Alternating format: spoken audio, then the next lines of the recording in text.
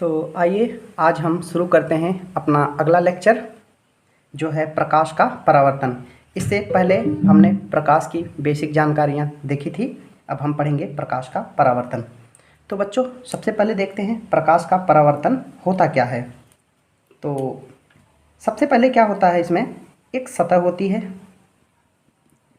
और सतह कैसी होनी चाहिए, चिकनी होनी चाहिए। मान लीजिए ये कोई प्रकाश आ रही है, एक किरण आ रही है और यह इस चिकनी सतह से टकराकर वापस लौट जाए, इस घटना को प्रकाश का परावर्तन कहते हैं।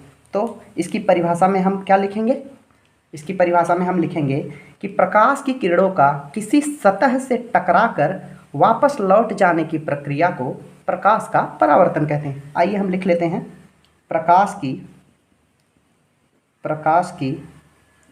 किरणों का किसी सतह से टकराकर वापस लौट जाने की प्रक्रिया को या घटना को हम प्रकाश का परावर्तन कहते हैं।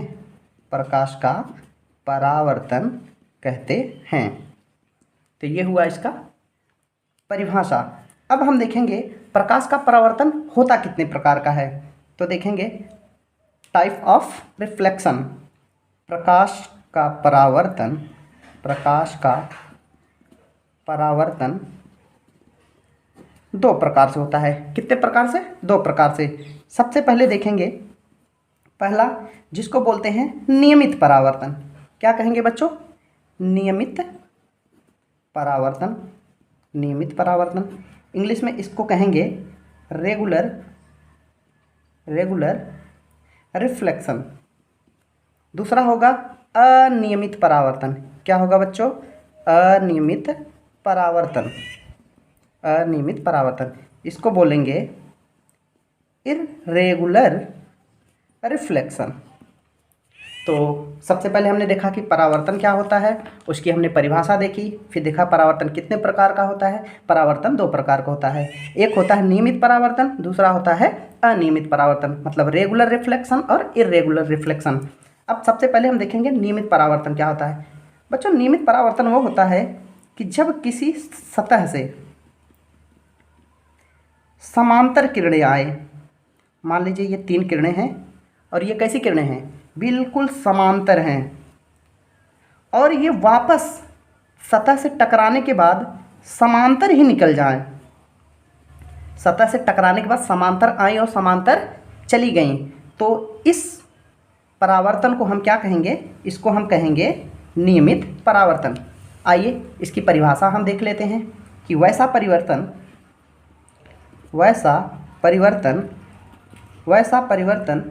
जिसमें प्रकाश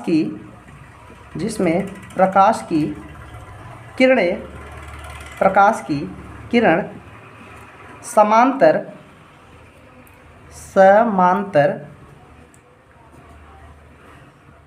आकर समांतर ही परावर्तित हो जाए, उसे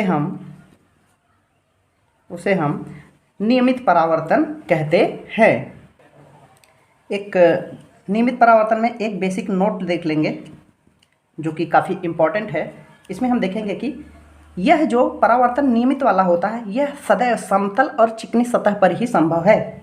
मतलब यह समतल और चमकीले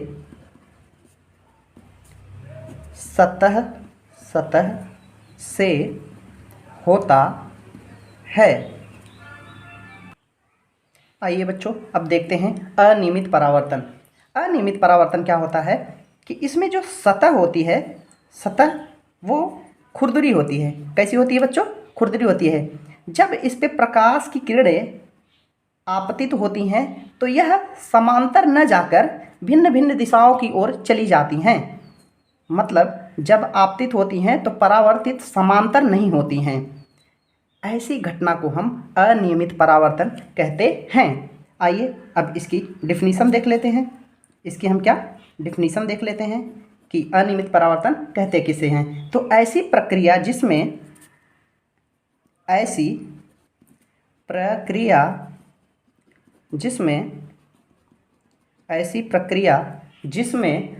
आपतित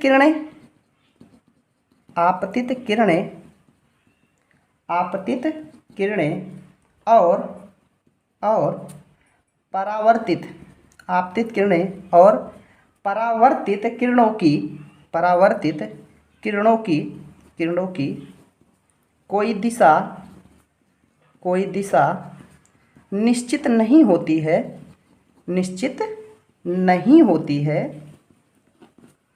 उन्हें हम क्या कहेंगे बच्चों? उन्हें कहेंगे हम अनियमित परावर्तन। आइए इसमें एक नोट देख लेते हैं क्या कि अनियमित परावर्तन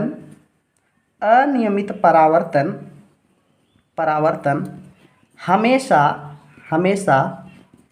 खुरदरी सतह पर होता है।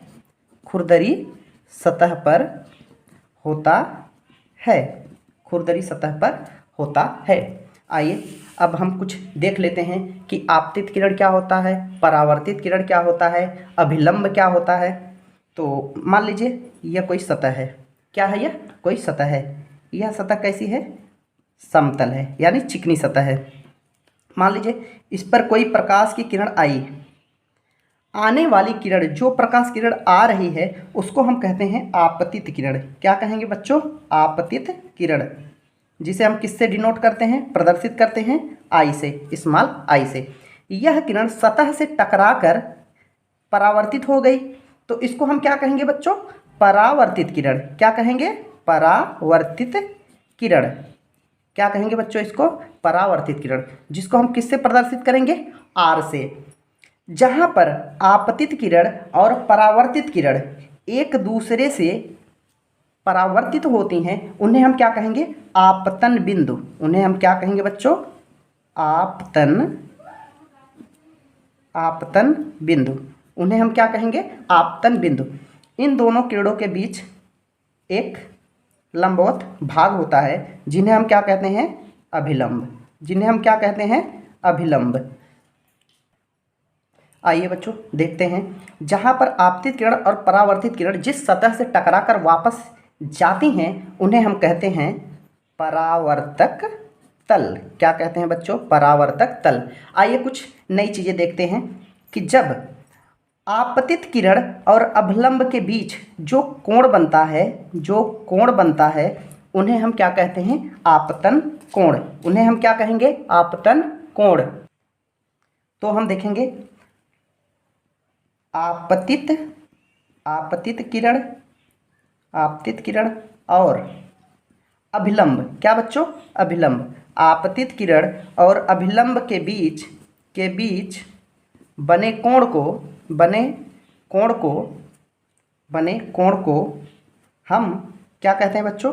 आपतन कोण। क्या कहते हैं? आपतन कोण। क्या कहते हैं? आपतन कोण। दूसरा देख लेते हैं। परावर्तित किरण और अभिलंब के बीच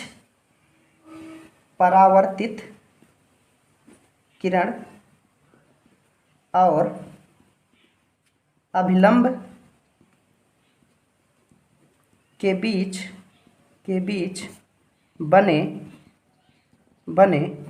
कोण को परावर्तन कोण कहते हैं।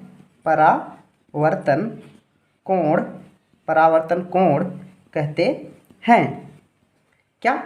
आपतित किरण और अभिलंब के बीच बने कोण को आपतन कोण तथा परावर्तित किरण और अभिलंब के बीच बने कोण आर को हम क्या कहेंगे? परावर्तन कोण। अब हम देखेंगे परावर्तन के कुछ नियम। आइए हम नए पेज पे देखते हैं। परावर्तन के नियम क्या देखेंगे? परावर्तन के नियम। बच्चों परावर्तन के निम्नलिखित 2 नियम होते हैं। परावर्तन के कुल कितने नियम होते हैं? 2 नियम। कितने नियम हैं? 2 नियम। परावर्तन के 2 नियम होते हैं। पहला नियम यह कहता है कि आपतित किरण, परावर्तित किरण तथा अभिलंब तीनों एक ही तल में होने चाहिए। मतलब आपतित किरण, परावर्तित किरण तथा अभिलंब तीनों एक ही तल में होने चाहिए। एक ही तल में होने चाहिए। दूसरा नियम देखेंगे। दूसरा नियम क्या कहता है कि आपतित कोण आपतन कोण और परावर्तन कोण हमेशा बराबर होते हैं। क्या? आपतन कोण और परावर्तन कोण हमेशा आपस में क्या होते हैं? बराबर। अब यह परावर्तन की घटना दर्पण से भी होती है। ऐसे दर्पण से जब होती है ऐसी घटना तो वहाँ प्रतिबिंब बनता है। आइए लिख लेते हैं। परावर्तन की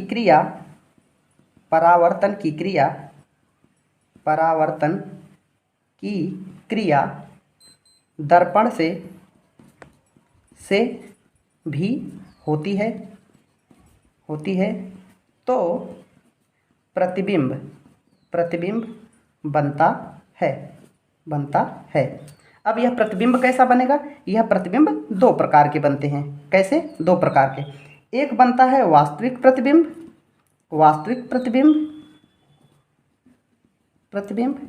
जिसको इंग्लिश में बोलते हैं रियल इमेज। क्या बोलते हैं? Real image. दूसरा होता है काल्पनिक प्रतिबिंब,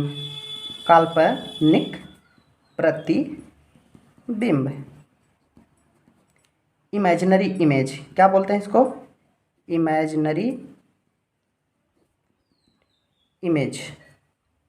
अब आप सब पूछेंगे बच्चों की वास्तविक प्रतिबिंब क्या होता है? वास्तविक प्रतिबिंब वो होता है जिसको हम पर्दे पर आसानी से प्राप्त कर सकते हैं।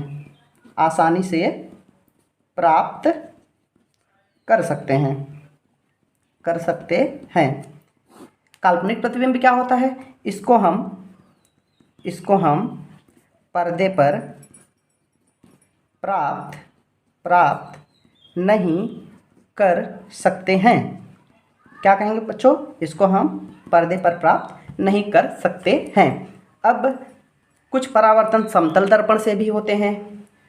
उन सबको जानने के लिए हम अगले लेक्चर में उसकी सारी जानकारी आपको देंगे।